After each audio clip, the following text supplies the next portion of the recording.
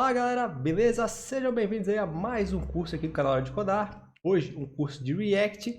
Eu sou o Matheus Batiste e com esse curso aqui eu tenho a intenção de te apresentar o React, as principais funcionalidades e também criar um projeto aí com a biblioteca, beleza? Lembrando que se tu gostar da didática, se tu se interessar aí pelo meu conteúdo, tem o curso completo de React naquele precinho camarada lá na Udemy, linkado aqui na descrição do vídeo. E também se inscreve aqui no canal, deixa aquele like que me ajuda demais. E aproveita também para conhecer os nossos outros cursos lá na plataforma, beleza? Chega de enrolação e bora começar o curso. Então galera, antes de começar o curso, de fato, eu vou apresentar para vocês o projeto que a gente vai construir tudo nessa aula aqui, tá? Então, os pré-requisitos que tu precisa para cursar esse curso aqui, para ver esse vídeo, né? E ter sucesso, ter êxito. Também precisa do teu PC para estar rodando pelo menos o React igual a mim. E aí tá tendo a melhor experiência possível, beleza? Então, o projeto que a gente vai construir né, é um to-do aqui, super simples no ponto de vista de regras de negócios, mas para a gente aplicar tudo que a gente aprendeu na parte teórica e mais algumas outras coisas, ele vai ser super interessante, beleza? Então, o que acontece aqui? Vai ter basicamente uma lista de tarefas aqui embaixo, onde a gente pode completá-las, né? A gente pode também excluí-las, caso a gente deseje. E aqui em cima a gente tem um formulário para inserir as tarefas. Então, aqui ó, minha nova tarefa. Bota aqui o tempo de duração, né? Esses campos aqui tu pode adicionar como tu quiser depois, pode aumentar o projeto até, né? Adicionar mais recursos. E tu vai clicar aqui em criar tarefa, e ele vai adicionar a nova tarefa embaixo das outras, né? Como um sistema de to-do, um sistema de tarefinhas aí diárias, por exemplo, né? A gente tem vários sistemas desses no mercado, inclusive vários tutoriais que ensinam a fazer isso, tá? Então, beleza. É isso que a gente vai criar no final, né? Só para criar aquela vontade aí de fazer até o fim da aula, porque realmente vai ser bem importante, já vai ser daqui com um projetinho pronto em React. Outra coisa, eu vou estar utilizando o VS Code como editor de código, tá? É bem interessante para trabalhar com ele no React, porque ele tem o terminal embutido, então eu consigo rodar os comandos que eu preciso para criar o projeto, por exemplo, instalar algum pacote, tudo nele, não preciso ter um terminal me auxiliando. Ele tem algumas extensões que podem me ajudar na programação com o React, como o Emmet e o React Snippets, tá? E hoje é um dos editores mais utilizados no mercado de trabalho. Então, se tu não usa, aconselho aí pelo menos tentar nesse curso aqui para já se acostumar, porque vale a pena, tá? Outra coisa que tem que ter instalado é o Node.js, beleza, galera? O Node vai ser responsável por executar o script que vai instalar o React na nossa máquina, né, um projeto.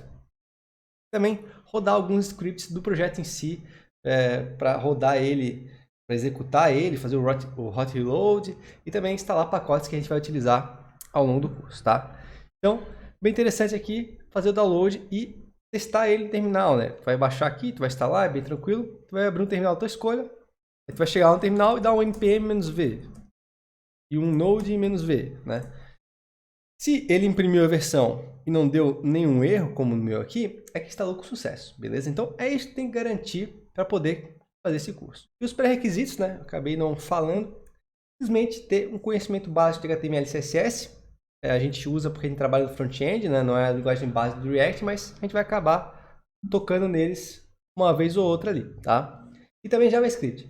JavaScript é o ponto mais delicado. Eu aconselho ter os fundamentos da linguagem bem sólidos, né? Estrutura de condição, repetição, o mínimo de orientação a objetos, funções, um pouco de manipulação de DOM é legal.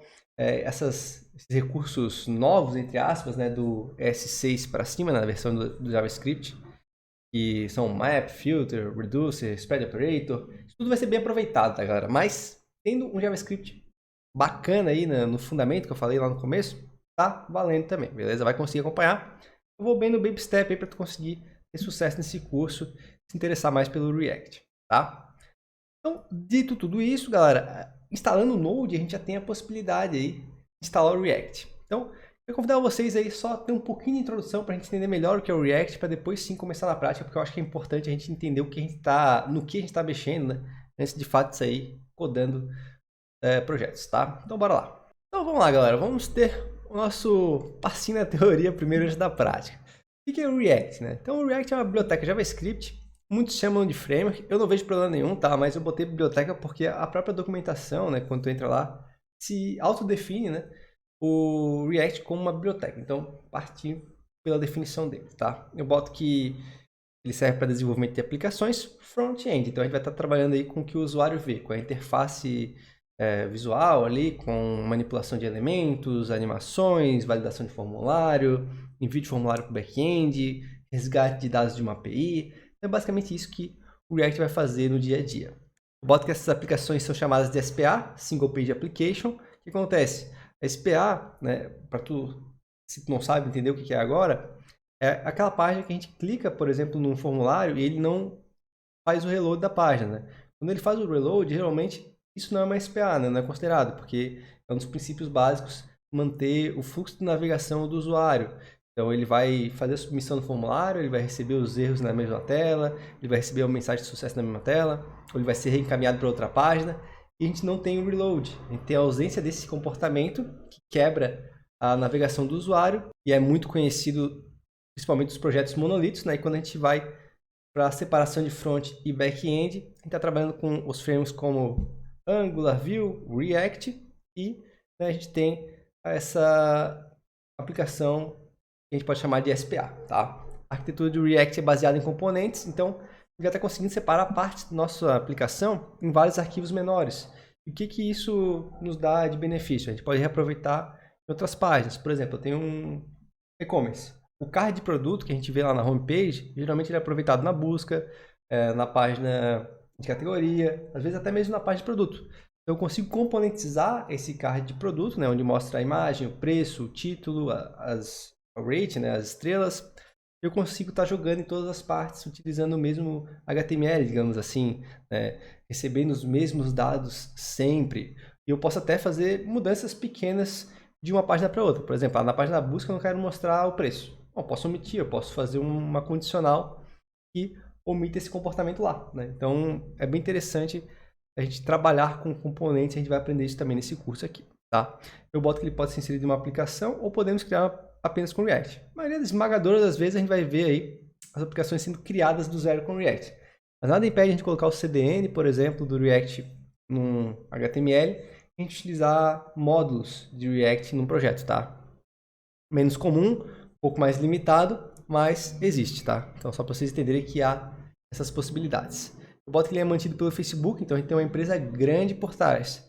Isso antes era ruim, porque eles tinham um contrato lá de licença meio estranho, assim, como se tivessem o direito sobre as aplicações que fossem feitas em React. Hoje isso mudou, então a gente vê um ponto positivo, né? Uma empresa grande, com um time grande, usando, né, o que ele faz e também entregando para a gente de graça uma biblioteca que é o React, uma das mais utilizadas hoje em dia, tá? Então esse é o resumão geral do que é React. Agora sim, bora criar o nosso primeiro app aí e ver como esse cara funciona. Então galera, para criar o primeiro app, eu vou simplesmente abrir uma pasta em branco aqui do meu VS Code, tá? E a gente vai abrir o terminal integrado nela. Abrindo o terminal, a gente vai conseguir utilizar um comando npx, né, chamado npx.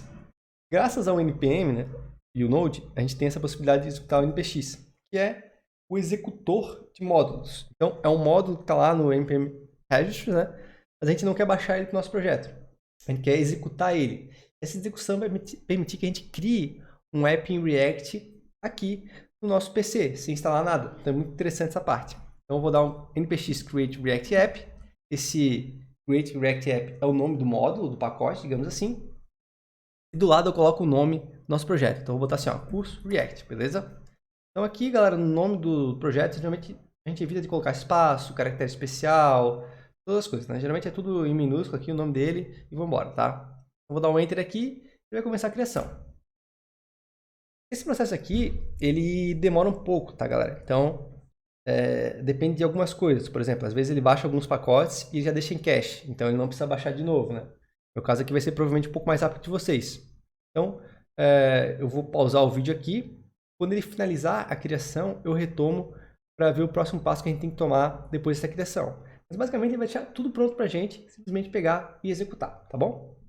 Então olha só, galera, ele finaliza aqui, ele me mostra uma série de mensagens, mas basicamente ele me sugere duas, que é um CD, ou seja, eu vou mudar de diretório, então eu vou dar um CD curso React, beleza? Então eu estou na pasta do projeto, e aqui ele me sugere um npm start. Esse cara aqui, ele roda um comando que já foi criado pelo Create React App, né? um script, que vai fazer o app rodar. Então, quando eu digito isso aqui, ele vai basicamente pegar e rodar o que está desses arquivos aqui e abrir uma página no navegador e me mostrar o Hello World do React, tá? Então vamos esperar mais um pouco. Essa primeira vez também demora, tá? Então ele está dizendo que eu já estou utilizando a porta 3000, essa mensagem talvez não apareça de vocês. Eu vou dar um yes aqui para continuar. Mas vocês provavelmente não vão precisar, ele vai simplesmente sair rodando ali e vai para abrir a página. Então olha só, galera, isso aqui é a nossa primeira aplicação em React. Então se você nunca criou um projeto em React, tá aí, ó. Esse é o primeiro projeto já rodando, beleza? Então ele nos dá aqui algumas informações. Editar o app.js para ver as alterações aqui. Ou aprender o React, isso aqui a gente vai para a documentação oficial. Vamos voltar para o editor, tá? Então, antes de a gente partir para o código, vou dar uma explicação básica aqui dos diretórios, dos arquivos que ele cria, dos mais importantes, para a gente entender mais ou menos o que a gente está fazendo aqui, o que a gente vai fazer ao longo do curso, onde é que a gente vai mexer, onde é que a gente não vai, tá? Então, Node Modules é a pasta onde o React instala suas dependências, qualquer projeto vai instalar de Node, vai instalar aqui, né? Então a gente tem essa pasta bem clássica, onde a gente vai ter de N pacotes, porque o React é uma biblioteca grande, então ele vai depender de muita coisa, tá? Então ele vai instalar tudo aqui, aqui a gente não mexe, a gente não altera código aqui, essa pasta tem que ser excluível e recriável a toda hora, tá? Essa é a premissa básica do Node Modules. Public é onde vai ficar os nossos arquivos públicos, né? Geralmente a gente vai colocar aqui o logo da aplicação, a parte do favicon, como está aqui também. A gente vai ter o index.html, que é o arquivo que a gente está vendo ali aberto, mas eu vou mostrar para vocês que é e não é, né? Então, ele vai usar esse arquivo aqui para inicializar a aplicação, mas não necessariamente é aqui que a gente vai codificar o HTML, por exemplo, né? Mas eu posso mudar meta tags, como o title. Então, eu vou dar aqui curso React. A gente dá o Ctrl S, ele vai fazer um hot reload aqui. Vocês veem que isso já é interessante também, né? A gente tem um servidor que a cada save que a gente dá no editor, ele vai lá e recarrega. Ele detecta a nossa mudança e vai alterar no projeto para a gente voltar aqui no navegador e ver que mudou. Então a gente vê aqui, ó, curso React. Então a gente fez uma mudança no title e ele refletiu aqui, beleza? Então esse arquivo aqui a gente também não costuma mexer, a não ser adicionar as meta tags e tudo mais, poder pagar os comentários. Mas a grande chave da questão é esse cara aqui, ó, div com ID de root, tá? Esse cara, ele vai ser o responsável por renderizar a aplicação de React. Se a gente for aqui em SRC, onde está o código completo da aplicação, a gente vai ver que tem um arquivo index.js. Esse arquivo index.js, ele nada mais faz do que pegar o nosso elemento pelo root, tá? E aí jogar todo o nosso app de React, né? Talvez vocês não entenderem o que está escrito aqui, mas ele basicamente está pegando o nosso app e jogando no root, né? Ele está selecionando o elemento pelo DOM e jogando o app lá. Então é por isso que a gente consegue ver as paradas do React aqui, porque ele identificou aquele elemento root. Se a gente for ver aqui, ele está presente, né? Ó, o root aqui, essa div, tá? Ele jogou o app de React aqui. Então por isso que a gente consegue ver o React funcionando, tá? E outra coisa, galera, que aconteceu, né, recentemente, é que ele lançou a versão 18 do React, tá? Então talvez, dependendo da época que você assistiu o vídeo, não aconteça esse erro aqui. Mas eu estou bem entre a atualização do 18 virar o padrão e o 17 sair de moda, né? Então o que acontece aqui? Não teve nenhuma mudança espetacular, né, no React 18, né, que quebre o 17. Foram basicamente adicionadas algumas coisas para melhorar ele, tá? Então adicionado em cima do React e a parte de inicializar ele é um pouquinho diferente. Então ele vai dar esse warning aqui. Se ele não corrigir, ele vai ficar enchendo o nosso saco aqui até o fim do curso. Então vamos aproveitar aqui já nosso primeiro passinho em React e corrigir esse cara, tá? Como é que a gente vai corrigir esse cara? A gente vai ter que ir lá no index.js, onde a gente estava, tá?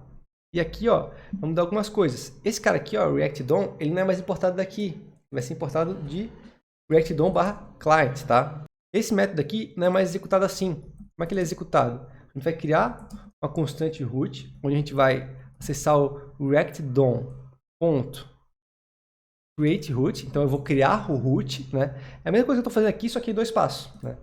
Então aqui eu vou fazer o quê? Eu vou selecionar o nosso elemento, eu posso copiar esse cara aqui, ó. Mesma coisa. Ele vai fazer primeiro selecionar o root e depois jogar o app. E aqui, ó, com esse root, em vez de usar o React DOM aqui, eu vou utilizar o root render, beleza? E vou dar um Ctrl S. Simples assim, o 17 já vira o 18, tá? Então vocês vão ver aqui que se eu recarregar, não tem mais erro, tá? Então, só essa mudança que eles fizeram mais parece que para incomodar a gente do que para ajudar, né? Mas beleza. Então, eu estou aprendendo React 18 aqui também, tá? Agora, voltando aqui aos arquivos, galera, a gente vai ter o app.js, né? Que é o código que a gente viu lá. Tá rodando aquele logo do React. Então, se a gente pegar aqui, ó, e apagar todo o conteúdo dessa div, botar um H1 aqui, ó, um H2. Hello React. Vou escrever alguma coisa, dou um Ctrl S. Eu apago tudo aquilo lá e exibe só o que eu digitei. Então a gente pode dizer que o quê? Esse app.js aqui é o nosso componente principal da aplicação e ele, né, tem a sua importação feita aqui, como a gente pode ver no index.js, e as mudanças que a gente realiza nele estão refletindo na tela. Então a gente fez a nossa primeira alteração de código com React, beleza? A gente já deu o nosso mergulho na piscina. Aqui ele está importando esse logo SVG, a gente não vai usar mais, então eu vou apagar, tá? E vocês veem que ele importa um arquivo de CSS. Então essa daqui é uma das maneiras que a gente tem como adicionar CSS a um aplicativo de React, né? A gente vai criar um arquivo com o mesmo nome do componente, né? E importa ele lá. E por causa do Webpack, ele importa aquele arquivo e ele entende que aquele CSS pertence ao arquivo e começa a fazer as regras valerem. Então, muitas aplicações que vocês vão ver com o React vai ter um nome de um arquivo .css, o mesmo nome de um app, de um componente e importado lá, tá? Então, é algo que dá para fazer e a gente vai fazer isso também no projeto do curso, tá? Mas não vamos mexer com CSS agora, não precisa, vamos focar no React. Outros arquivos importantes aqui. Tem alguns arquivos de verificação da aplicação, que é o Web Vitals. Tem um arquivo de setup de teste, a gente vai abordar isso no curso, né? Para poder fazer o teste das nossas views, né, das nossas funcionalidades que a gente tem no projeto. A gente pode trazer um curso mais para frente, mas não é o caso desse. E aqui fora do SRC, a gente tem outros arquivos importantes. Git ignore para ignorar os arquivos ali que a gente não quer que suba para o repositório de Git. Package.json vai conter basicamente os scripts e as dependências da nossa aplicação. E o README é como a nossa aplicação funciona, né? Então, aqui vem pronto do React, ele está explicando como é que o React funciona, como a gente faz para rodar o React, tá? Então, bem simples, bem tranquilo. Onde é que a gente mexe, então? SRC. Sempre no SRC vai ser onde a gente vai fazer o código, beleza? Então, a gente pode fechar tudo isso aqui e deixar só o app.js aberto. E agora a gente vai dar nosso segundo mergulho no React. Então, galera, nossa primeira atribuição aqui que a gente pode fazer é criar um componente, né? Já que eu falei para vocês que a arquitetura é baseada em componentes, por que não criar o nosso primeiro? Bom, componentes geralmente ficam na pasta Components, dentro de SRC, tá? Então, tudo que a gente for fazer agora é dentro de SRC, como eu falei. Então, a gente vai criar aqui um componente dentro da pasta Components, que é um padrão utilizado aí na indústria de software, tá? Então, aqui eu vou chamar ele de First Component, tá?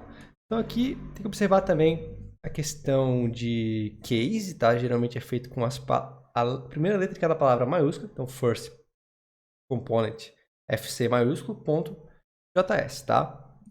Aqui dentro a gente vai criar a estrutura base dele, então é tudo muito semelhante ao app.js aqui, tá? Então essa aqui é a estrutura base de componente, né? Tirando esse HTML aqui, e vai criar aqui também. Como é que fica esse cara? Vai criar uma function chamada First Component, tá? Abro e fecho o parênteses da função, e aqui eu abro e fecho as chaves, que é o corpo da função, que é o corpo do nosso componente. Aqui, como vocês podem ver, eu também estou exportando alguém, tá? Então, a gente vai exportar esse cara, export default, first component. Isso vai servir para a gente poder utilizar esse componente lá dentro de um outro componente, né? Porque é assim que funciona essa arquitetura. Então, aqui, como vocês podem ver, tem um retorno. Então, eu vou retornar também alguma coisa. Como eu estou retornando tipo um HTML ali, a gente vai ter que colocar entre parênteses. Isso aqui para JavaScript quer dizer que a gente está retornando um objeto, tá? Então a gente poderia escrever tipo, retornar alguma coisa aqui, né? Como uma função normal. Mas quando eu estou retornando um objeto, coloco entre parênteses, tá? Isso aqui não tem nada a ver, tem a ver com React, né? Mas isso aqui é lá do JavaScript. E aqui dentro eu escrevo as minhas tags de HTML. Esse HTML aqui é chamado de JSX, tá, galera? Um nome bem famoso que vocês vão ter contato quando estiver trabalhando com React. E aqui dentro ele funciona como um HTML normal, mas ele tem algumas regras. Por exemplo, eu não posso ter dois elementos pais, tá? Ó, ele já me deixa tudo aqui vermelho no VS Code. Ele diz que eu tenho que ter um elemento pai apenas. Então a gente vai ter geralmente uma div aqui englobando todos os elementos, tá? Aqui eu vou botar um parágrafo, primeiro componente. E beleza, criamos o componente. Mas se a gente vai lá ver no nosso app, a gente vê que o componente não veio aqui, né? Então, bom, como é que a gente vai utilizar aquele cara se a gente criou e ele não apareceu aqui? Simples, a gente precisa importar ele quando a gente utiliza em algum lugar. Então, a gente pode ver isso lá no index.js, ó. Ele importa o app aqui também. Ele dá um nome para o componente e diz de onde ele importa. Como é JavaScript, eu posso omitir a extensão. Então, vem aqui no app.js, import first component from .components. Eu tenho que entrar na pasta components, porque eu estou aqui fora dela. O app, né, tá fora da pasta. O nível acima é components, barra first component. E agora eu posso utilizar esse cara aqui. Como é que eu vou utilizar um componente dentro de outro componente? Simples também. Eu simplesmente vou pegar aqui, vou abrir como se fosse uma tag, vou colocar o nome dele, e nesse caso aqui ele é um self-enclosing tag, né? Então ele não vai ter nada dentro dele. Então eu vou lá e fecho a tag na abertura também. Agora, se a gente for lá na nossa aplicação, já vê que a gente tem o primeiro componente aqui.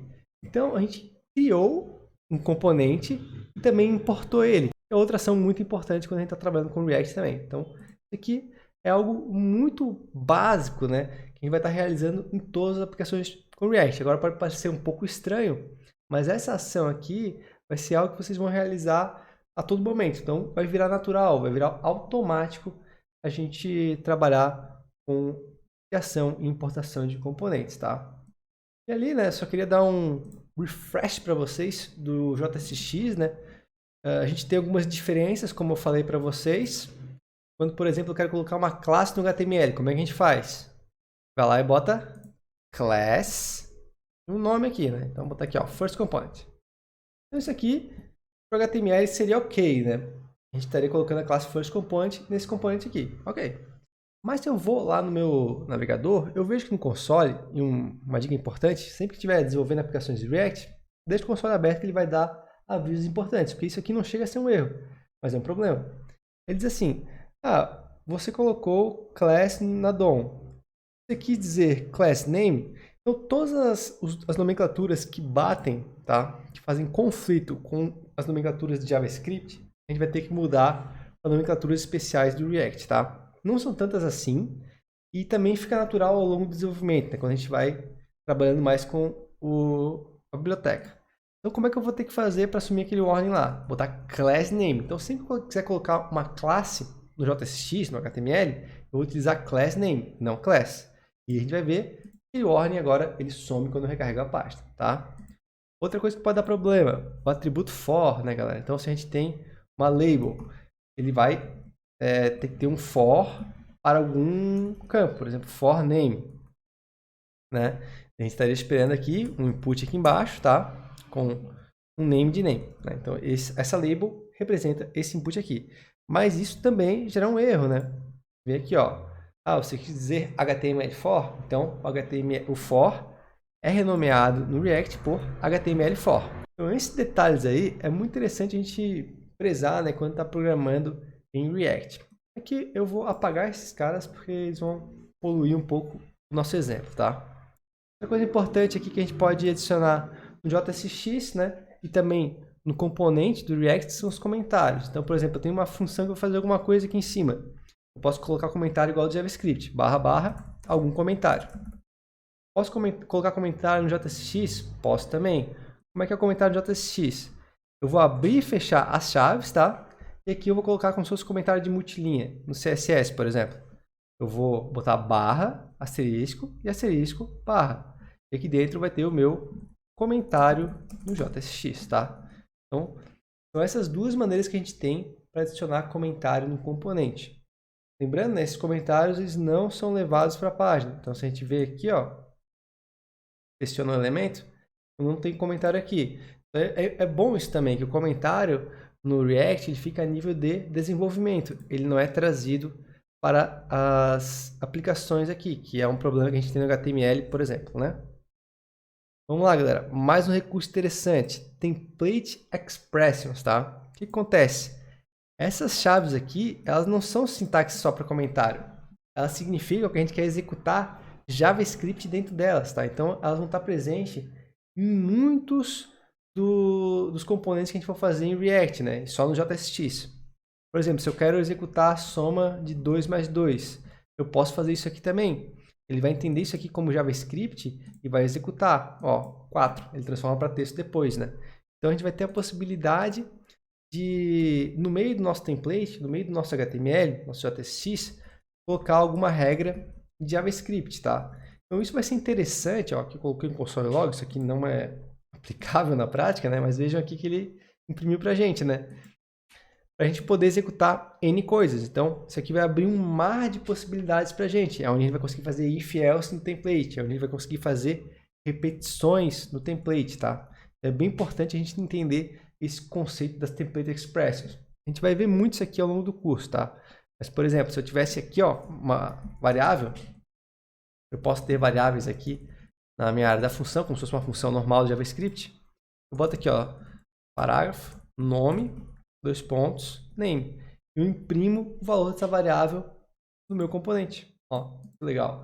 Então é assim que a gente vai ter como interpolar valor, executar alguma lógica nos nossos templates em React. Tem gente que não curte, né, porque mistura lógica com template, mas é assim que é feito nessa biblioteca, tá? Outra coisa interessante, né, galera, é a hierarquia dos componentes. Então, vou criar mais um componente aqui para a gente treinar. Vou botar aqui another component.js, pode colocar o nome que tu quiser. E aqui, galera, eu vou escrever uma sintaxe um pouco mais moderna de componente, com arrow function. Então, const another component, né, sempre respeitando o nome dele, igual a uma arrow function. Aqui eu vou ter o meu return de JSX. Tá aqui. Vou botar aqui segundo componente, tá? E aqui eu posso exportar ele. For default, another component. Tá? Então, é uma outra sintaxe possível. Vocês também vão encontrar por aí, tá? Então, o que acontece? A hierarquia de componente funciona da seguinte maneira. Eu posso ter o meu componente, o meu projeto, né, criado como se fosse uma árvore. Então, um componente que está aqui no nível do componente pai da aplicação, então, vamos importar ele aqui, ó. Importei o another component ali, né? Utilizei a tag e coloquei aqui a importação também. Então agora ele vai estar lá no nosso componente pai, né?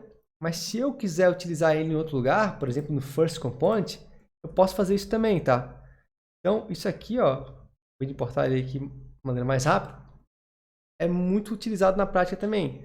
Naquela analogia que eu fiz lá no começo da parte teórica. Se tivesse, por exemplo, um e-commerce, eu posso reutilizar os componentes em vários lugares, inclusive dentro de outros componentes. Então aqui, a gente vai ter uma situação onde o meu componente, que é chamado de first component, ele também tem o another component dentro dele, e o app.js também, certo? Então a gente tem aí um componente que está no nível raiz da aplicação, ainda dentro de um outro componente nosso, tá?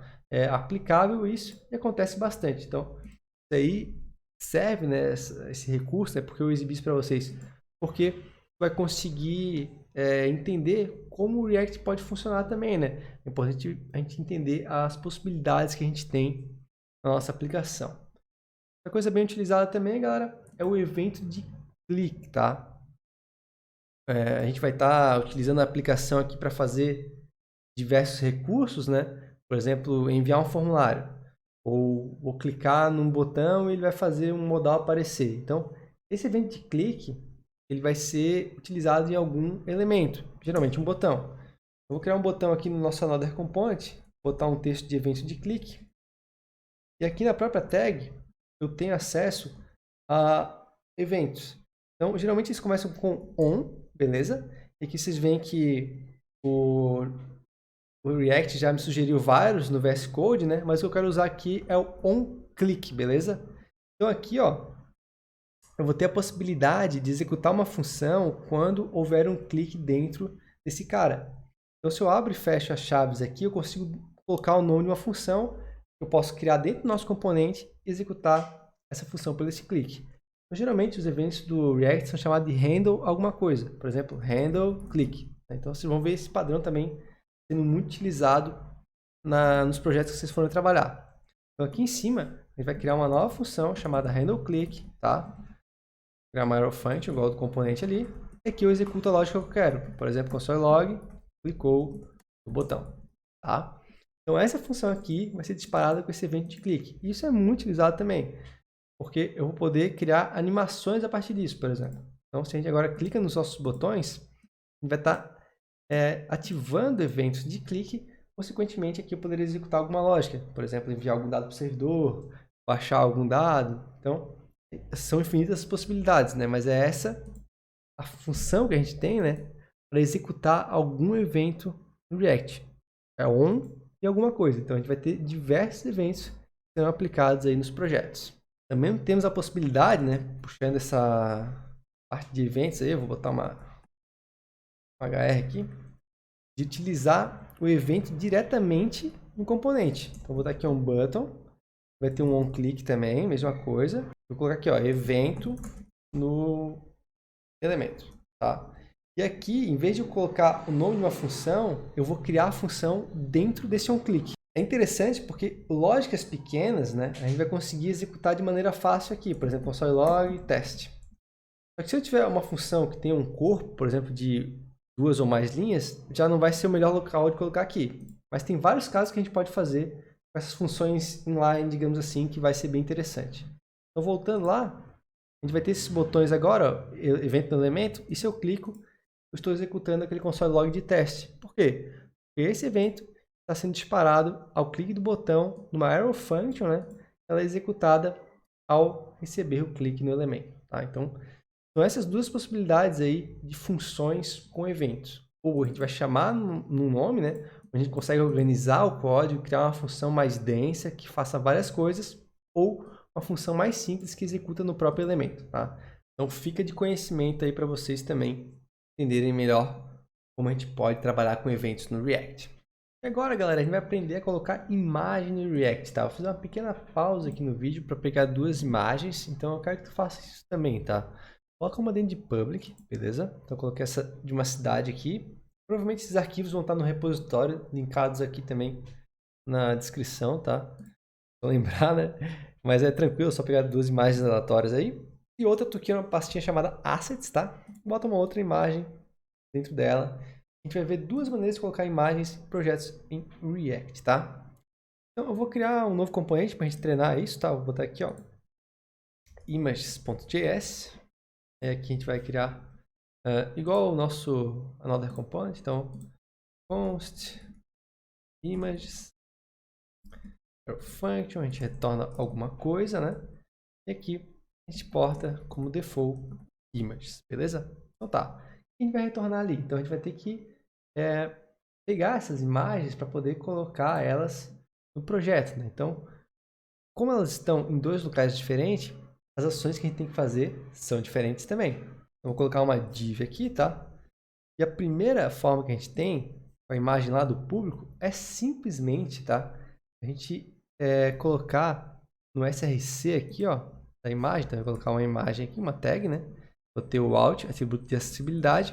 E aqui no src, eu vou colocar barra e o nome dela, tá? Então, quando a gente coloca barra e o nome de uma imagem, por exemplo, f2.jpg, ele já vai estar linkando com a pasta pública do projeto, certo? Então, eu posso importar esse cara aqui, ó. Vou abrir aqui images, beleza? Eu vou aqui em cima, import images from barra components images. E agora, se eu salvo, eu consigo ir lá no projeto e ver que aquela imagem que a gente colocou ali dentro, a F2, ela foi importada com sucesso. Está gigante aqui. Vou só dar uma melhorada nisso para a gente ter melhor visualização do projeto. Vou aqui no index.css, que esse aqui é o CSS conhecido como global do React, tá? A gente vai colocar um estilo que vai aplicar para todos os elementos. Então, fica de conhecimento para vocês também. Vou colocar que todas as imagens, ela vai ter uma largura no máximo de 300 pixels. E já deve dar uma ajudada para a gente ver. Ó, tá aqui, ó. Beleza? Então, a gente viu que para colocar imagens que estejam dentro do public, basta colocar barra e o caminho para a imagem, tá? E quando a imagem está dentro lá da src, como é que a gente faz? A gente vai ter que importar ela. Então, eu vou importar ela como, deixa eu ver, o que essa imagem representa aqui. Então, é uma montanha. Então, eu vou importar como mountain, tá? E aqui eu tenho que colocar o caminho relativo a ela. Então, vou colocar from. E aqui, como ela está em assets, né? Eu vou ter que voltar uma pasta, acessar a pasta de assets e aqui colocar o nome dela, f5.jpg. Então, eu meio que renomeei ela aqui também nesse processo, né? Eu chamei ela de mountain, beleza? E agora a gente vai criar a tag de imagem da mesma maneira que a gente criou ali de cima. E aqui, como é um dado dinâmico, como se fosse uma variável, eu, em vez de colocar, entre aspas aqui, mountain, eu vou ter que colocar com o nosso template expressions, que é abertura e fechamento de chave. Então, eu vou botar aqui, ó, mountain. Isso aqui futuramente, né, em projetos maiores, vai servir também para colocar imagens dinâmicas, por exemplo, imagem de cada um dos usuários. Eu vou precisar do ID do usuário para achar a imagem. Então, a gente vai conseguir montar uma string de path de uma imagem, tá? Assunto mais avançado. Então, eu botei montanha aqui. A gente vem aqui, eu tenho a montanha também, tá? Então, eu chamei as duas imagens no meu projeto. Então, essas são as duas maneiras que a gente tem como chamar imagem, né, no projeto de React, beleza? E, galera, um outro recurso do React que é muito utilizado e muitos têm um pouco de medo até, são os hooks, tá? Então, a gente tem vários hooks no React. O mais utilizado deles é o use state, tá? Então, toda palavrinha que começar, toda importação que começar com use alguma coisa é um hook, beleza? A gente vai utilizar eles para fazer determinadas ações no nosso sistema. Então, eu vou botar aqui, ó, vou criar um novo componente chamado hooks.js para a gente trabalhar um pouco nele. Eu vou criar uma componente aqui, function const hooks settle function. Eu dou um export default em hooks, tá? E aqui a gente retorna alguma coisa. Beleza. Tá uma div já. Então, o useState, galera, ele é um hook que serve para a gente gerenciar status, tá? Então, a gente poderia ter uma variável, por exemplo, com um valor e depois mudar ela. Isso é muito comum no React. Então, vamos fazer isso aqui na prática. Então, vou criar uma variável aqui. Let idade igual a 30, beleza? E aqui eu vou ter duas coisas. Eu vou mostrar essa idade, tá? E aqui eu vou criar um button que vai mudar a idade. Então, a gente vai criar um evento de onClick, que a gente já aprendeu, né? E aqui eu vou colocar uma função changeAge, beleza? Que vai ser executada quando clicar naquele botão. Aqui eu vou criar essa função, changeAge. E nessa função eu vou dizer que a idade vai ser igual a 31, tá? Então, o que acontece aqui? Só deixa eu importar esse componente lá, né? Então, a gente vem no app.js, importa esse cara. Beleza, importei ele. Então, eu vou lá. Eu vou também fazer um negocinho aqui, galera. Vamos no index.css e aqui em body, botar um padding bottom de 500 pixels, tá? Para conseguir ter scroll na página e mostrar o conteúdo mais centralizado para vocês. Então, a gente vê aqui que se eu clicar aqui, ó, eu não consigo ver que a idade muda, tá? Mas eu posso melhorar isso aqui, eu vou dar um solid log idade, tá? Então, vejam aqui, ó, que se eu clico aqui, eu recebo 31, mas a idade não mudou aqui. Então, esse é um dos problemas de usar a variável, galera. A gente não usa variável no componente, geralmente. A gente vai utilizar o useState, que é um hook que a gente tem para gerenciar valores, tá? Então, vamos utilizar esse cara aqui primeiro para a gente entender como é que funciona. Aqui, ó, import useState from React. É o pacote dele. Então, agora, eu vou botar aqui uma nova variável, mas o state a gente utiliza como const. Eu vou criar como se fosse um array, tá? Uma lista. Então, assim, ó, nova idade, set nova idade. Igual a useState. Invoca a função. O que está acontecendo aqui? Eu estou invocando esse hook, tá? Para gerenciar duas coisas. O acesso ao valor da variável, tá? Que é nova idade. E a alteração do valor da variável. Então, no state eu sempre vou ter a possibilidade de consultar e alterar. Essas são as nomenclaturas mais utilizadas. O nome da coisa que eu estou mudando, tá? E set, nome da coisa. Então, a gente sempre vai ter isso aqui. Esse vai alterar e esse vai consultar. E aqui no state eu posso colocar um valor default, o valor que inicia essa parada. Então, aqui eu vou replicar esse código, só que eu vou colocar aqui, ó, nova idade. Então, eu vou exibir 40, tá?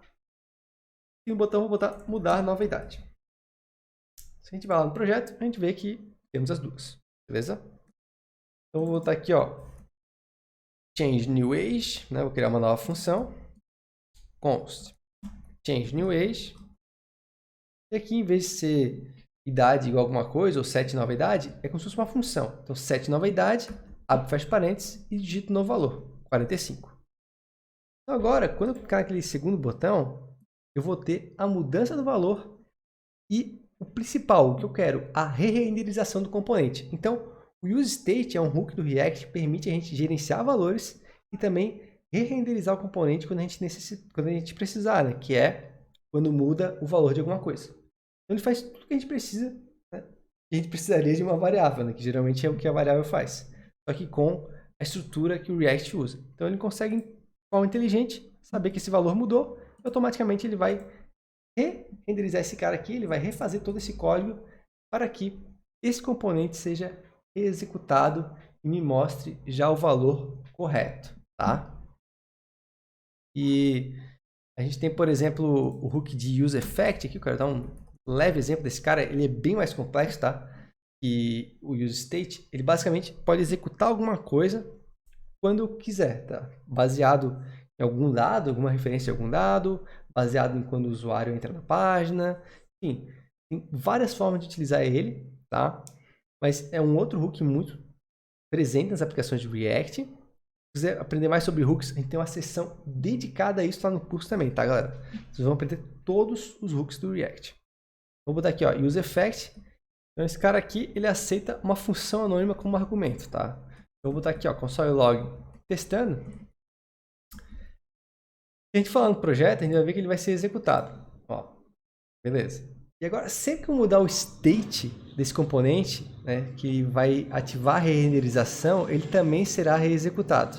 Então, se eu clicar aqui em mudar a novidade, a gente vai ter a execução do testando novamente. Ó. Ou seja, eu consigo promover a reutilização ali do useState, do useEffect, baseado em algumas condições. Ele vai ser muito interessante para vários comportamentos. Por exemplo, para carregar dados do servidor, né? Quando eu carrego a página, eu uso o useEffect para poder trazer os dados de uma API, por exemplo, tá? Então, são dois hooks aí bem importantes que a gente vai trabalhar muito no React.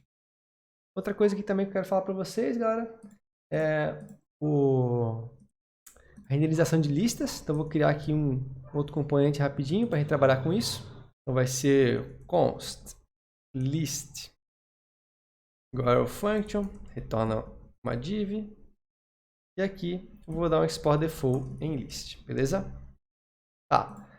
Eu vou agora renderizar uma lista. Eu vou fazer um loop e vou imprimir itens de uma lista. Aqui eu vou criar uma lista na mão mesmo, mas geralmente isso aqui vem de uma API, né? Então eu vou criar vários objetos. Então, id1, name Mateus. Vou criar mais um aqui, id2, name João.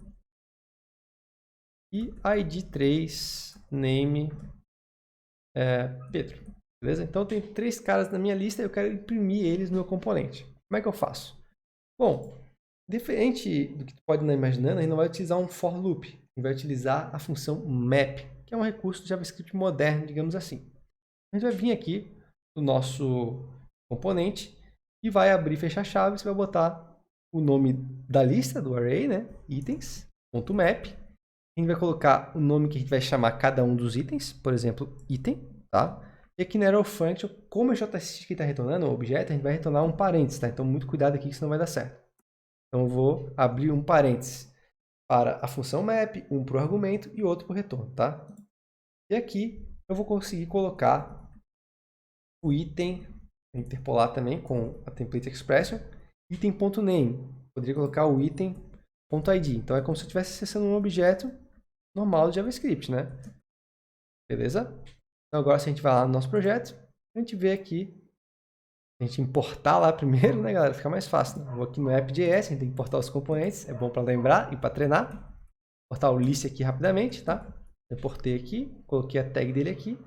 E agora sim a gente vê que a lista está colocada aqui, beleza? Então, isso é a renderização de lista do React, beleza? O que vocês podem ver aqui? Ele gerou um ORM, né? Então a gente tem que ficar ligado nisso. Por isso que é importante ter o navegador aberto com o console.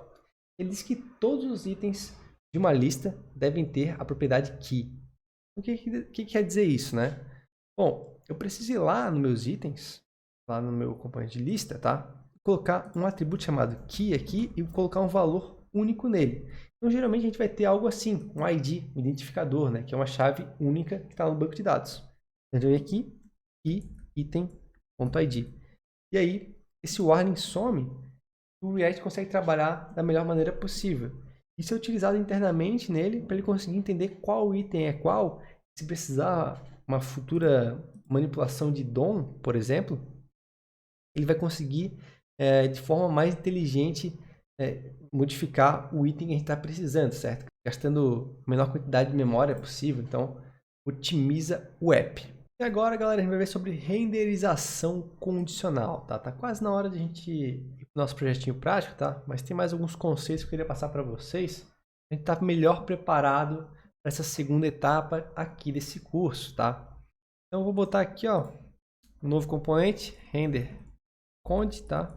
Resumir as palavras, const, render const, cria a função, retorno um JSX, que é uma div, porto como default. Então, você já deve estar bem fortalecido aí para vocês, né? Que é bem interessante para fixar essas coisas realmente, porque é prática do dia a dia da gente, né?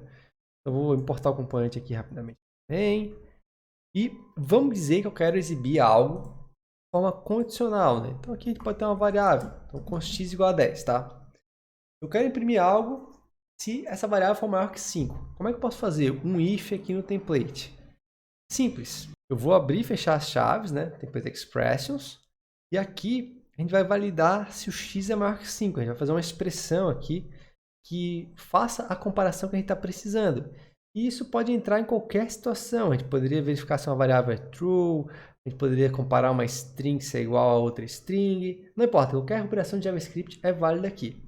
Então, após essa comparação ser realizada, a gente bota dois e comerciais, que é como se fosse um end. Ele entende que se a primeira condição for verdadeira, a segunda será exibida, ou a segunda será executada. Então, eu vou botar aqui, ó, x é maior que 10. Então, a gente vai ter essa mensagem sendo impressa nesse parágrafo, porque, de fato, o x é maior que 5. Desculpa, que é 5. Então, eu vou ter esse parágrafo sendo executado lá no navegador.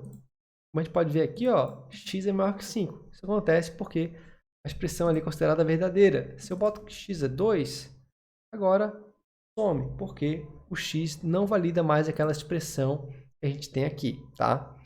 Esse aqui, essa forma aqui, né, é a forma mais simples, onde a gente tem, né, um if sendo realizado e algo sendo impresso ou não, né? Mas eu tenho uma outra forma que seria o if-else, né, que é uma expressão um pouco mais complexa. Essa aqui, a gente vai utilizar do if ternário, que também existe lá no JavaScript. Então, vamos se basear naquele x também. Então, eu vou botar aqui, ó, if x for maior que 5, eu vou imprimir alguma coisa. Então, a primeira, eu tenho a expressão, uma interrogação que vai ter um código, quando a expressão é correta, 2 pontos, e eu tenho outro código quando a expressão é falsa. Então, if e else, na forma ternária. Então, aqui no primeiro local, eu vou colocar um parágrafo. X é um número alto, tá? No segundo cenário aqui, do else, eu vou colocar um parágrafo. X é um número baixo, tá? Então, é o if e else que a gente tem aí como fazer no React. Então, percebam aqui, eu tenho um x igual a 2. O que vai ser impresso aqui? A segunda condição, que é o else. X é um número baixo.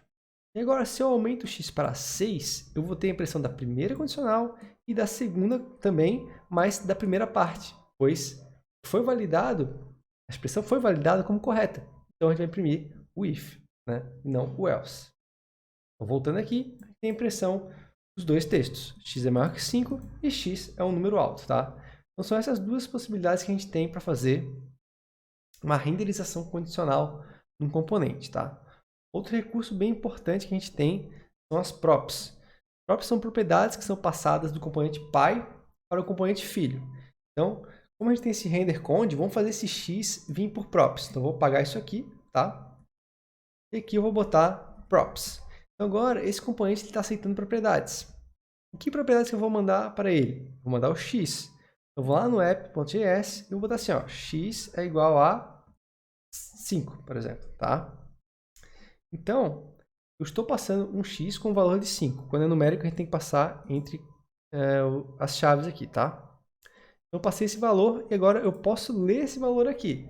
Porém, como eu estou trabalhando com props, é um objeto que contém aquele x. Então, em todos os lugares que eu estou usando x aqui, eu vou ter que botar props.x para poder acessar a propriedade e é o x que está nesse objeto de propriedades aqui, props. Voltando aqui, eu tenho a mesma coisa, só que agora o valor é passado dinamicamente.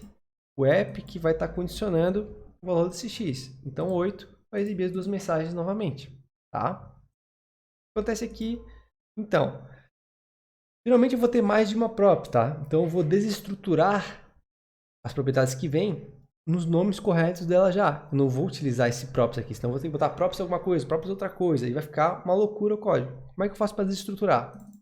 Vou chegar aqui, vou abrir e fechar as chaves, e vou colocar o nome das propriedades que chegam, né, separado em vírgula, como se fosse um objeto. Então, eu vou botar x aqui, e agora eu posso apagar esse props, pois a propriedade x está desestruturada. Em vez de receber o objeto props, eu recebi as propriedades com seus nomes individuais. Poderia ter propriedade y aqui também, por exemplo. Então, agora eu posso passar o y igual a 10, tá? E eu posso chegar aqui embaixo, botar um parágrafo, o valor de y e aqui eu boto y, tá? Então, agora eu estou imprimindo as duas propriedades de forma desestruturada, como vocês podem ver aqui, tá? Então, é um recurso bem utilizado também. A gente está trabalhando com React, geralmente a gente vai estar trabalhando já diretamente assim, sem o props, tá? Porque isso aqui resume muito e é mais eficiente na hora de programar um componente. Galera, eu vou passar mais 2 recursinhos para vocês aqui e já podemos ir direto para o projeto, tá? Tem bastante coisa no React, né? Estou tentando condensar os mais utilizados para a gente ter um conhecimento maior, uma base maior para fazer o projeto, que a gente vai utilizar bastante coisa que a gente viu aqui e outras coisas novas, tá? Eu vou criar um componente chamado fragment.js e aqui eu vou utilizar um recurso chamado fragment, tá? Então, a gente vai inicializar ele aqui. E vamos dizer que aquela div que está sendo gerada aqui, ó, você pode ver, está atrapalhando o meu código. Pô, é um elemento a mais. Nesse caso aqui, a gente não queria ela, porque ela não está fazendo nada, não tem uma classe, não tem nada, é um elemento vazio. A gente está utilizando isso só para ter aquela propriedade do React lá, que não permite a gente colocar vários elementos pais. Então, nas versões mais recentes, não faz tanto tempo, os caras lá que desenvolvem o React pensaram num recurso que possibilita isso a gente, que é chamado de fragment. Então, como a gente cria esse fragment? É basicamente colocar uma abertura e um fechamento de tag vazio, tá? Sem nome nenhum. E aqui a gente consegue colocar vários elementos filhos. Primeiro, segundo, terceiro, e assim vai, né? Eu não preciso de um elemento pai mais. Todos esses elementos aqui estão no nível raiz, digamos assim, da hierarquia deste componente. E assim eu não tenho aquela div, entre aspas, sujando o meu HTML desnecessariamente, né? Então vamos importar esse fragment aqui e ver se o que eu estou falando realmente é verdade. Ó, importei o componente aqui, né? Beleza? Aqui, galera, importou ele diferente com as chaves, né?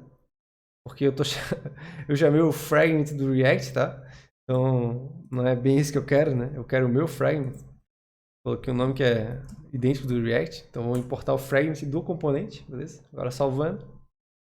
Ó, a gente vai ver os parágrafos aqui. Se a gente inspeciona o elemento, é isso que eu quero mostrar para vocês. Ó, não tem um elemento pai, porque a gente utilizou o quê? O fragment. Então, a gente consegue, dessa maneira, tá trabalhando, né, com vários elementos sem ter um elemento pai, tá? Então, é uma forma bem interessante para a gente ter um HTML mais sucinto. E outra coisa interessante, galera, que a gente tem no React é o children, tá? Então eu vou criar um componente chamado container aqui. Const container. Ele normalmente aqui, né? A gente treina bastante a criação de componentes. E aqui, vamos dizer que eu tenho um componente que ele vai só abraçar outros componentes, tá? Então, o que eu quero aqui? Eu quero criar basicamente uma div que vai ter uma class name aqui de container e eu vou, sei lá, diminuir a largura dela na página, tá? E colocar ela no centro. Esse é meu componente. Eu quero que os elementos sejam impressos aqui dentro. Então eu vou utilizar um componente como se fosse uma tag de HTML para abraçar outros elementos, outros componentes. Então vamos ver se isso funciona. Vou chegar aqui no nosso app, vou importar o container, beleza? E aqui eu não vou mais utilizar dessa maneira aqui, com self-closing tag. Eu vou utilizar assim, ó. Vou botar assim, ó. H1, este é filho do container. Bom, teoricamente é para funcionar, porque eu estou utilizando o componente como uma tag, né? Então, esse cara aqui tem que ser impresso, né? Porque não tem nada demais. Tem uma div ali, né? E aqui tem um elemento dentro dela, né? A gente pode subentender como se estivesse acontecendo. Então, se a gente vem aqui agora, a gente vê que a classe está aqui, a div é a classe, mas o elemento do H1 não. E isso se dá a uma funcionalidade do React, né? A gente não pode fazer isso diretamente. A gente tem que ativar uma propriedade especial chamada Children, tá? Ela vai nos permitir colocar elementos dentro da tag dessa maneira aqui e imprimir eles em qualquer lugar do nosso componente. A gente vê onde tem as props aqui, a gente desestrutura o Children, tá? E eu simplesmente coloco o Children onde eu quiser. E o Children, ele é, ou ele vai ser, aqueles elementos que eu coloquei dentro daquela tag. Então agora com o Children aqui dentro, posicionado nas props, e também aqui dentro do componente, eu vou ter o H1 sendo impresso. Então, dessa maneira que a gente cria um componente que abraça outros elementos, ou até outros componentes também, tá? A gente tem que utilizar o Children, senão os elementos internos não vão aparecer, galera. Beleza? Então é isso. A gente fecha essa primeira parte do curso aqui, tá? Eu dei uma resumida da forma mais sucinta possível, que eu consigo aprofundar esses recursos que são essenciais para qualquer aplicação de React. E agora a gente vai criar aquele nosso projetinho, aquele nosso to-do ali, para botar tudo isso aqui em prática, né? Reforçar esse conhecimento e aprender coisas novas também. Vai ter tipo um banco de dados lá, vai ser bem legal trabalhar com API, então você simular um projeto bem próximo da realidade, tá? Então bora lá fazer esse novo projeto. E agora bora então, galera, criar o nosso projeto aqui desse curso de React, beleza? O que vai acontecer? Vamos fechar tudo isso aqui, a gente vai terminar a aplicação, é só dar um Ctrl C aqui no terminal que ele vai parar de executar o React, tá? E aqui a gente vai abrir o terminal na pastinha geral aqui, né? Fora do curso React. Eu vou criar um novo projeto para a gente iniciar essa nossa aplicação. Vou botar aqui npx create react app. Vou botar aqui to do, tá? Que é o nome do projetinho. Então, novamente, ele vai demorar um pouco para criar essa aplicação, tá? E quando finalizar, eu volto para a gente fazer os próximos passos. Lembrando que esse projeto a gente não vai sair rodando, a gente vai instalar algumas dependências antes. É um projetinho um pouco mais complexo do que aquela introdução ali da parte mais base do React, tá bom? Então, terminando aqui, eu volto para a gente ver o que a gente vai fazer no nosso projeto em React. Então, fechou aqui, galera. O que a gente vai fazer? A gente vai dar um cd to do, tá? Mas a gente não vai iniciar ele ainda. Vai dar um npm install e vamos instalar algumas dependências do projeto. Que vai ser o JSON Server, isso aqui que vai simular a nossa API, vai permitir a gente fazer requisições assíncronas com um servidor fictício para que a gente possa assimilar requisições HTTP com React como se fosse uma API real, tá? E outra coisa que eu vou instalar é o React Icons, porque a gente tem alguns ícones no projeto e essa biblioteca é bem boa para isso, tá? Então, depois que a gente instala esses caras aqui, a gente vai abrir o que o projeto nos entregou, a gente vai vir aqui no package.json, a gente vai criar um script, né? Só deixa ele instalar tudo completamente aqui, para rodar o nosso JSON Server, ou seja, o nosso back-end. A gente vai chegar aqui, quando a gente tem essa aba aqui, esse objeto de scripts no package.json, eu vou colocar aqui server, vou chamar script server. Eu vou rodar aqui, vou rodar JSON server --watch, ou seja, ele vai ficar monitorando esse banco, ele vai estar numa pasta chamada data, no arquivo chamado db.json, ele vai estar na porta 5000, beleza? Então, antes de rodar esse cara, a gente tem que criar essa pasta data, beleza? Vou criar aqui, ó, data. Eu vou criar um arquivo chamado db.json. Dentro dele, eu tenho que criar um arquivo no padrão JSON, ou seja, vou abrir umas chaves, eu vou escrever o nome da primeira propriedade entre strings, tá? 2 pontos, e vou criar um array vazio, ou seja, aqui eu criei um recurso de to-dos que vai me permitir inserir, deletar, atualizar, remover, né? Todos esses processos, todos esses requests nessa API aqui, tá? Então, vamos só testar se deu certo. Eu vou dar um npm run server aqui primeiro, tá? Ele vai rodar a API, olha, começa a dizer que está rodando na porta 5000. E a gente pode acessar isso aqui no nosso navegador. Vamos testar? Então, olha só, eu abro a porta, o IP ali que ele deu, né, 5000, e não aparece nada. Mas se eu boto aqui to-dos, ele me dá um array vazio. Então é justamente isso, né? A API está funcionando, depois eu vou conseguir acessar isso aqui via React, tá bom? Então vamos lá. A gente vai abrir um novo terminal aqui no maisinho, tá? E agora a gente vai executar o React. Vou dar aqui um npm start. Ele começa aquele processo de execução, onde ele vai abrir o React pra gente. Estou na pasta errada aqui. Agora sim. Ele vai começar o processo de execução, ele vai abrir o React pra gente na porta 3000 e a gente vai conseguir ver aquele logo dele girando de novo, porque é um projeto novo em folha, beleza? Então, bora guardar aí ele abrir esse projeto para a gente. Então, ó, ele iniciou. Se a gente vai lá agora no navegador, a gente tem isso aqui aberto para a gente, tá? Então, o que a gente tem que fazer agora? A gente vai simplesmente remover tudo que está lá dentro do app, né? Começar de novo a aplicação, tá? Então, vou excluir tudo aqui, botar um H1 to do, salvar e beleza. Tá funcionando a alteração, né? O que eu vou fazer aqui também? Vou tirar esse logo.svg. A gente vai ali no app.css, eu vou excluir todo esse CSS aqui, não vou usar o do React. E no index.css a gente vai fazer isso também, eu vou excluir tudo aqui. E aqui eu posso fechar algumas coisas que eu não vou utilizar, tá? E eu vou botar um CSS base que a gente vai utilizar, né, no projeto todo, né, nosso CSS global. Então é aqui que a gente codifica ele. Então o que eu vou fazer aqui? Eu vou dizer que o background, né, a cor de fundo do HTML vai ser um linear gradient, tá? Isso para dar match com o projeto que a gente viu lá no comecinho da aula, tá? Eu vou botar um ângulo de 195 graus.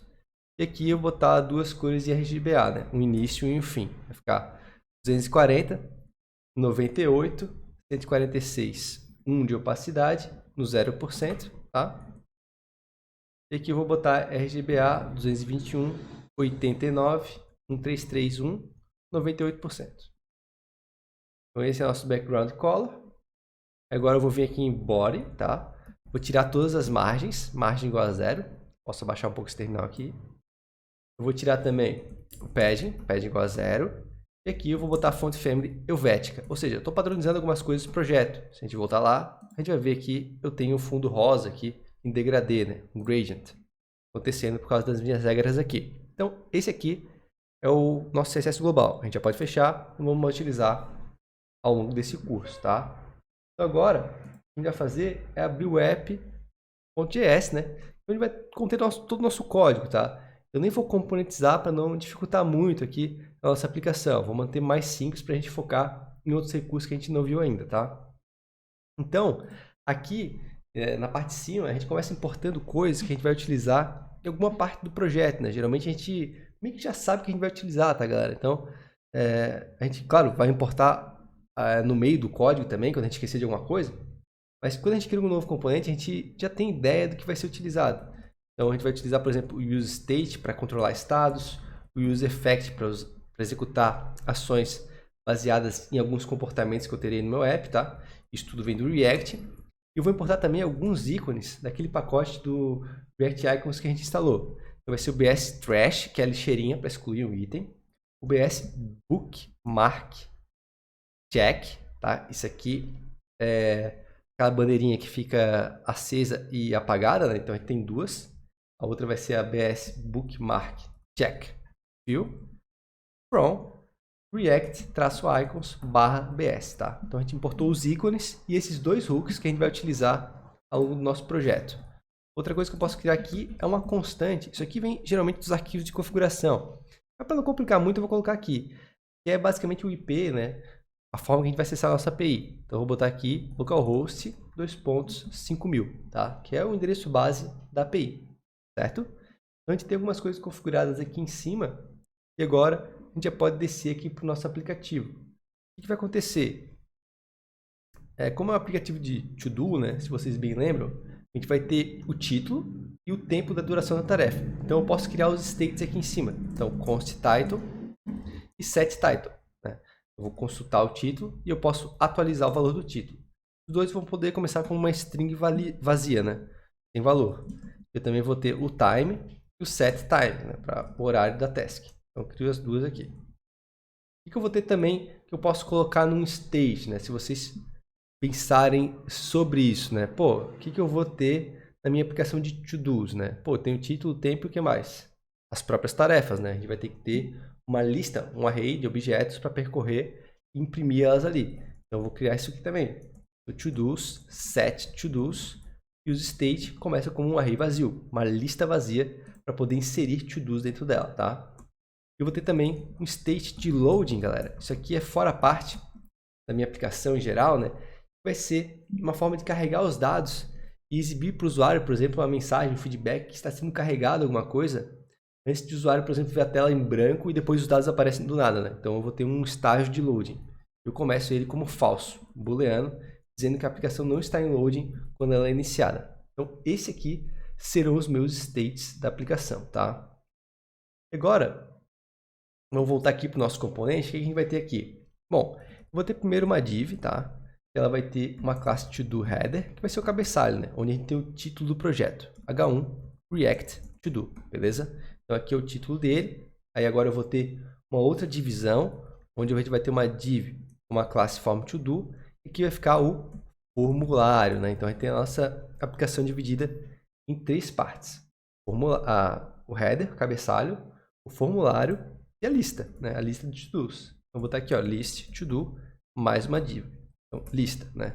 Então agora, a gente volta para a aplicação ali, a gente vai ver que eu tenho minhas 3 divisões aqui, né? Mas elas estão com fundo rosa, né, galera? Então, não tá correto isso aqui, né? Porque a gente viu lá que eles ficam meio que num container cinza, tudo centralizado. Então, acho que é bom a gente adiantar essa parte de CSS para a gente já ver algum progresso na área gráfica antes de partir para outras funcionalidades. Então, vamos aqui para o CSS. Eu vou utilizar aquela mesma classe de app que a gente tem aqui, ó, nessa div, para poder fazer esse container geral, né? Onde abraça os outros elementos que estão dentro dele ali. Então, o que a gente vai fazer aqui?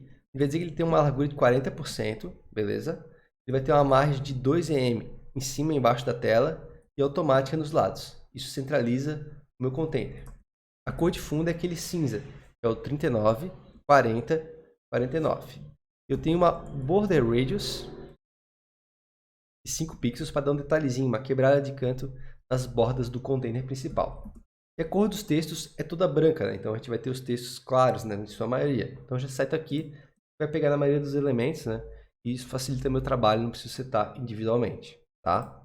Então a gente já tem algo se formando aqui. A gente já tem o container centralizado, né? E as áreas da nossa aplicação dividida, beleza?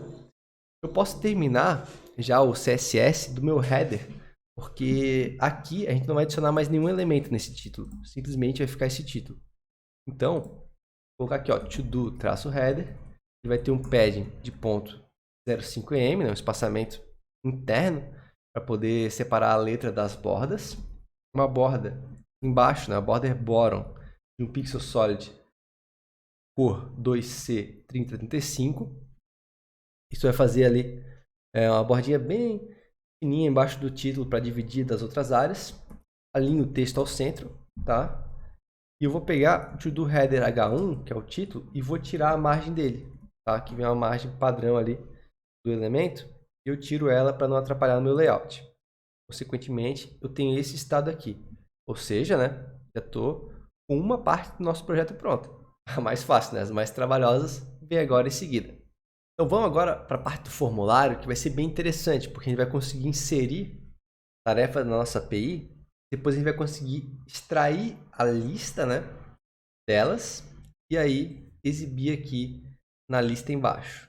Ou até a gente poderia fazer um caso aqui simples, onde não há tarefas ainda, a gente exibe já uma mensagem para o usuário. Então, eu vou botar assim, ó, lista de tarefas, tá? E aqui embaixo eu vou colocar uma renderização condicional. Então, vou abrir e fechar minhas chaves, colocar um todos.length. Observem que eu tenho um array vazio aqui, é por isso que isso funciona. Então, eu consigo pegar comprimento, né, a quantidade de itens dele e comparar com zero. Se isso for verdadeiro, eu vou botar um parágrafo aqui de o que? Não há tarefas. Então, olha só, já finalizo, digamos assim, mais uma parte aí do nosso sistema, que é quando as tarefas não existem. Então, já exibo isso aqui para o usuário e ele precisa cadastrar alguma para efetivamente essa área não estar mais assim, tá? Então, continuando aqui, vamos para o formulário de novo, tá? Vou botar aqui no H2, insira a sua próxima tarefa, esse aqui é o título, digamos, né? Embaixo eu vou ter o formulário. Formulário, galera, como é que a gente envia um formulário e eu consigo pegar esse evento e enviar para o servidor os dados depois? Eu vou criar um evento chamado onSubmit, tá? E aqui a gente vai ter aqui uma função chamada, por exemplo, handleSubmit. Então, aquele padrãozinho que eu falei para vocês. On é sempre um evento, handle alguma coisa, geralmente é uma função que corresponde a um evento. A gente vai criar aqui em cima const handle submit igual a e, tá? Por que eu preciso desse e?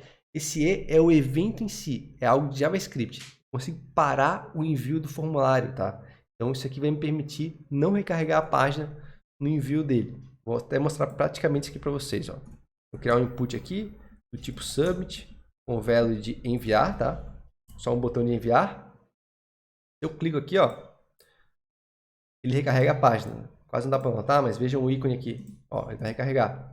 E isso aqui quebra o fluxo da SPA, né? Vai contra o que a gente falou lá no começo do módulo, né? Então, o que eu vou botar aqui, ó? E prevent default. Ainda boto um console log aqui embaixo. Enviou.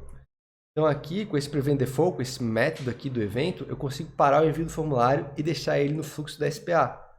Se a gente abre o console aqui, ó, e eu dou um enviar. Esse aqui deu problema do React, temos que consertar isso também, galera. Ó, vou dar um enviar aqui, ó.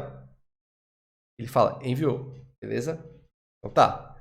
Então, antes de continuar, vamos fixar, né, digamos assim, essa parte do React 18, tá? Então, agora eu vou fazer um pouquinho mais rápido.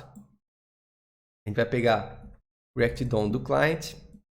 Aqui a gente pode pegar o root, então vai ser const igual a React DOM ponto create root. E aqui eu passo get element, beleza? Vai ser root, const root igual a React DOM ponto create root, beleza? E aqui eu vou fazer o root ponto render e passo meu componente aqui para ele, tá? E aí some o aviso do React 18, beleza? Então, se eu dou enviar, agora ele não recarrega mais, eu tenho um fluxo de SPA acontecendo na minha aplicação, certo? Voltando aqui, eu vou ter que criar os meus inputs para pegar os dados que eu preciso, tá? Então, vai ser assim, ó, uma div com uma classe form control, onde eu vou ter uma label, beleza? Já aprendeu? O label tem um HTML4 com o name do input, title. Bota o texto de o que você vai fazer, interrogação. Embaixo, input do tipo texto com o nome de title. Placeholder, dica para o usuário, o que ele precisa preencher? Título da tarefa, beleza? E aqui eu vou ter que captar a mudança desse state aqui, beleza? A cada tecla que o usuário pressiona. Como é que eu posso fazer isso? Um evento chamado onChange, beleza? E aqui eu vou botar o seguinte. Deixa eu só mudar a tela aqui, ó. A gente vai pegar o evento, fazer uma arrow function com ele. A gente vai botar setTitle, ou seja, estou mudando o state. E eu pego o iTargetValue. O que quer dizer isso? Esse e é o evento, o target é o meu input, tá? Eu estou colocando no title o valor desse input. Basicamente isso, tá? Então é algo do JavaScript que funciona muito bem com o React. Vou colocar aqui, ó, value title. O que acontece quando eu coloco um valor igual ao state do input? Eu crio uma técnica que é chamada de controlled input. Com isso eu consigo setar o valor desse input por meio do setTitle em algum lugar, modificando o texto que ele está escrito. Para que serve isso? Eu vou poder limpar o input depois, por exemplo. Já mostro para vocês, tá? Então aqui eu vou dar um required, tá? Porque ele é obrigatório e beleza. Agora, galera, eu quero fazer algumas coisas aqui antes de mais nada, beleza? Então a gente vai aqui para o handle submit. Eu vou mostrar uma coisa para vocês. Eu vou dar um console log aqui em title. Olha só o que acontece. Eu vou colocar aqui, ó, ele deu um erro, tá? Ele está dizendo que eu estou mudando um valor de um input controlado, né? E eu tenho que escolher se ele é um input controlado ou não. Como é que eu posso remover esse erro aqui? Simples. A gente vem aqui no value, tá vendo aqui? E coloca assim, ó, for, né? Vazio. Então, basicamente, é porque o state ele é preenchido depois de um tempo, tá? Então, isso vai fazer com que o valor do input não seja alterado na hora que está carregando a página, gerando aquele erro. Quando eu boto isso aqui, eu estou dizendo que ele pode começar com o valor vazio e depois, quando houver o valor do title, ele troca, tá? Aí, agora, se a gente recarrega, e não tem mais o erro, beleza? Voltando, se eu escrevo teste aqui e dou enviar, vejam aqui que eu pego o valor do teste. Então, é exatamente isso que esse onChange fez, galera, tá? E outra coisa, eu pegar aqui, ó, setTitle, uma string vazia de novo, tá? Dentro do handle submit. O que acontece? Quando eu envio agora, ele limpa o formulário. Então, isso que é o controller de input, beleza? Então, fica bastante coisa, né, galera? Mas o React é assim, né? Ele tem muitos recursos para a gente poder utilizar ele bem. Eu estou tentando seguir o padrão profissional aqui, para vocês já estarem aptos, né, a entender, pelo menos, uma aplicação construída no mercado de trabalho. E é claro, né, o curso completo ali tem como forma também de elucidar tudo isso aqui para vocês, com N projetos para trabalharem várias vezes esse mesmo recurso e entenderem o porquê do porquê, do porquê, do porquê, tá? Beleza. Continuando aqui, galera, eu vou ter um input de time muito parecido com esse. Então, para encurtar um pouco o tempo, eu vou copiar e colar. Eu preciso mudar aqui. O title vai virar time. O texto da label, ele vai virar aqui outra coisa também. Duração, 2 pontos. Aqui um tipo text. O name é time. O placeholder muda também. Vai ser tempo estimado, parênteses, em horas. E aqui o onChange a gente vai mudar, em vez de setTitle, para setTime. E claro, o value vai mudar para time. Beleza? E esse texto aqui do input vai ser criar tarefa. Beleza. Voltamos lá. Temos o nosso formulário prontinho. Aí, o que acontece? Vou mostrar para vocês o processo de criação da tarefa. Só faltando aí a parte de envio para a API, porque eu quero dar uma parada e fazer o CSS do formulário, tá? Como é que vai ser a nossa ação aqui? Vamos apagar isso aqui. Eu vou criar um to-do, um objeto, tá? Onde eu vou criar um ID também artificialmente aqui. Eu vou botar math.random. Isso aqui não é o ideal, mas para o nosso objetivo, nosso projeto aqui vai ser interessante, porque eu crio um ID aleatório para o item aqui mesmo no front-end e posso utilizar de algumas maneiras que vocês já vão ver, tá?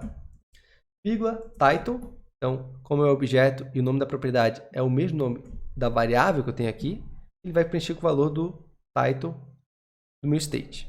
Time, mesma coisa. Eu vou criar uma outra propriedade chamada done como false. Então, a tarefa, naturalmente, ela entra como não completa no sistema. Então, ela está como falsa.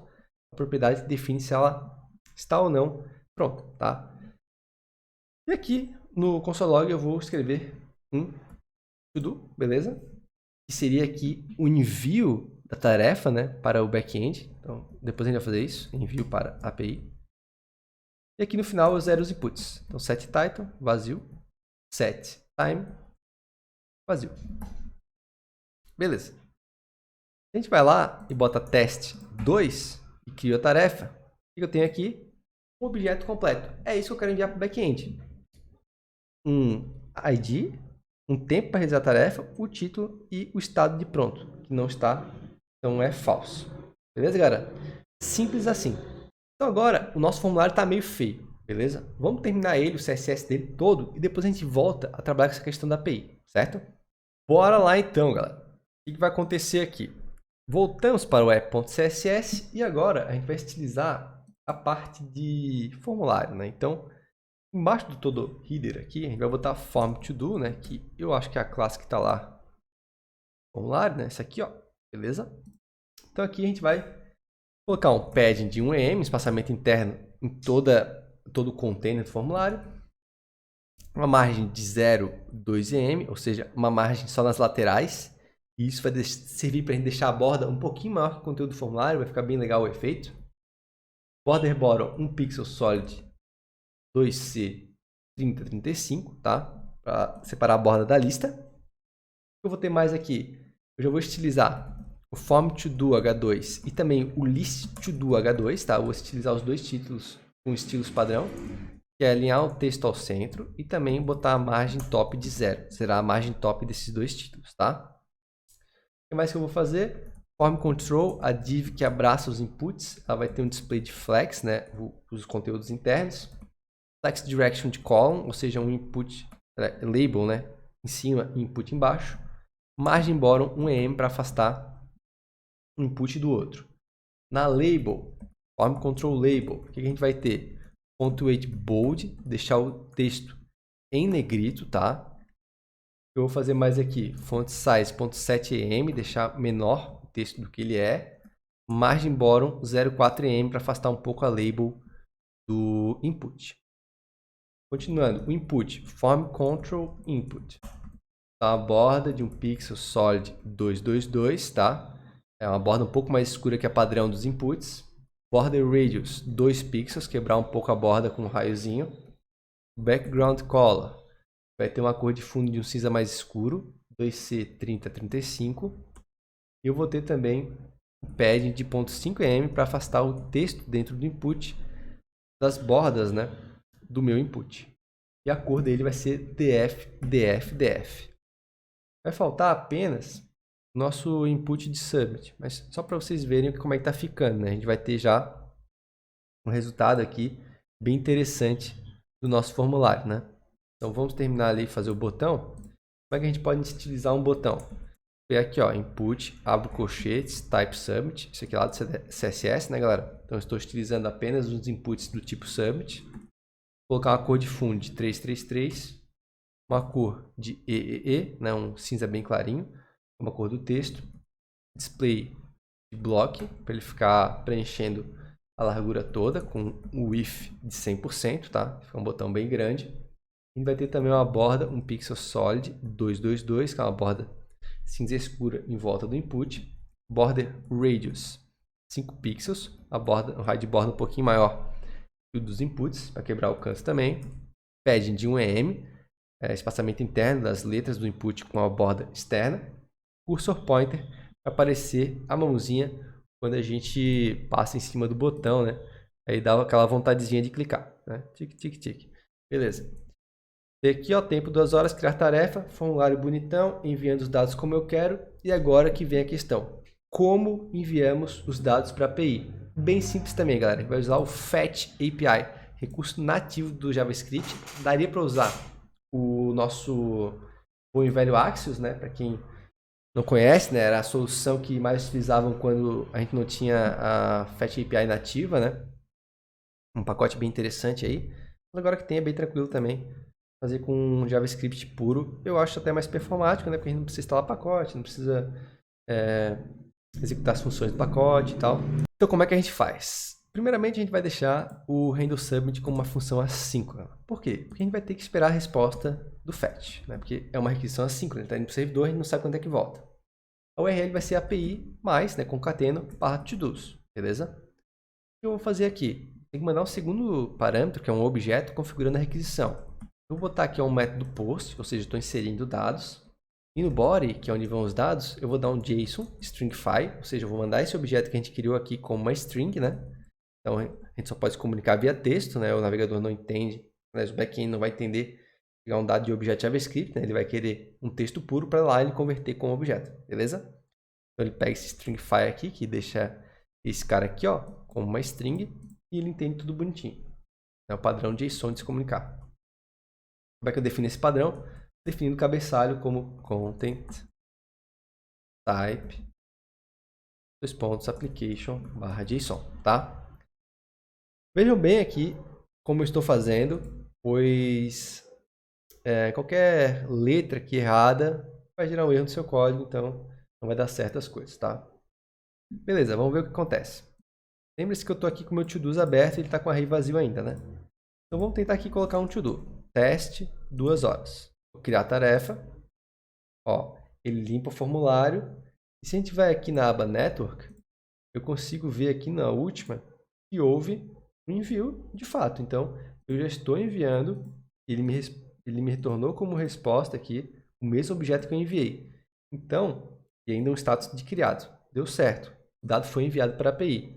A gente vê aqui em To-Do e recarrega, eu vejo o meu primeiro To-Do aqui já colocado, beleza? Então, o que acontece é que eu já consigo agora fazer um get naquela lista e extrair as tarefas e não ter mais isso aqui, eu ter as tarefas de fato, tá? Então, a gente pode partir para essa etapa agora, é bem interessante fazer isso, tá? Então, eu vou aqui em cima, porque vai ser a primeira coisa que eu quero fazer na página, eu quero fazer um load to-dos before on page load, ok? Então, vou usar o useEffect aqui, né, porque justamente esse recurso me permite fazer isso, eu vou colocar uma função anônima aqui e como segundo argumento eu coloco um array de dependências. Quando ele está vazio, ele é executado quando a página carrega. Então é o que eu quero que ele faça. Ele vai fazer o que quando a página carregar? Ele vai executar uma função que eu vou chamar de load data, vai ser uma função assíncrona, beleza? Essa função aqui, ela vai ter como premissa utilizar o fetch API, né, e trazer o dado que eu quero. Então aqui que vai ter o loading, ó. Eu posso botar um set loading true, porque ele vai estar carregando dados ainda pra gente, né? Então eu vou botar aqui um const has, né? Eu vou criar uma nova variável e vai guardar os dados vindo fetch. Então eu inicio o load e começo a carregar dados de forma assíncrona da API. Eu vou dar um await fetch. Esse await funciona porque a função é assíncrona. Ele vai carregar da onde? API mais /todos, né? E aqui eu não preciso configurar a requisição, pois o padrão já é um get, tá? Eu só vou ter que concatenar alguns métodos, porque isso aqui é promise-based, tá? Então eu vou ter os den aqui da vida, né? Então nesse primeiro den aqui, a gente vai esperar uma resposta e a gente vai transformar essa resposta em JSON. Aí depois eu vou ter um segundo den aqui, ele vai pegar essa resposta, vou chamar ele de data, né? Dados, e vou retornar esses dados. Então, ele basicamente vai retornar os dados aqui para mim já numa rede de objetos. Eu posso colocar um outro método chamado catch, que é opcional, e aí ele pode me dar o erro, caso alguma coisa acontecer aqui na requisição, e eu dou um console log nisso para poder entender esse erro e resolver posteriormente. Continuando, eu vou botar um set load como false, porque ele já acabou de carregar aqui. E essa instrução await está fazendo o código ser segurado aqui até carregar tudo. Depois ele tira o load, tá? E por fim eu vou dar um set todos em has, que é a resposta que eu vou obter aqui, que são os dados já transformados de texto JSON, né, para um array de objetos. E agora, só para testar, a gente precisa colocar aqui um load data, né, e executar essa função. Então ele carrega a página e executa o load data que espera os dados virem, né, do back-end. Então voltando aqui para o projeto, some aquele nosso parágrafo de não há tarefas. Por quê? Porque já há tarefa, né? Se eu vejo aqui, ó, eu tenho uma nova requisição sendo executada. O que ela traz? Ó, nosso primeiro to-do, beleza? Então agora a gente pode pegar e preencher a nossa lista de tarefas com esse to-do aqui. Como é que a gente pode fazer isso? É bem simples.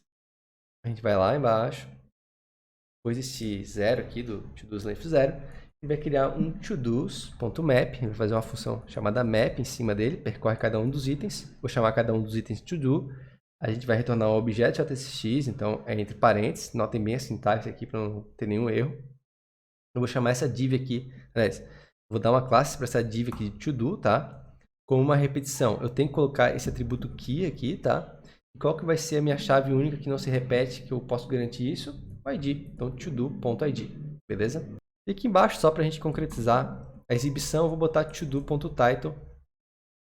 E a gente pode ver aqui que ele mostra o título de teste aqui, beleza?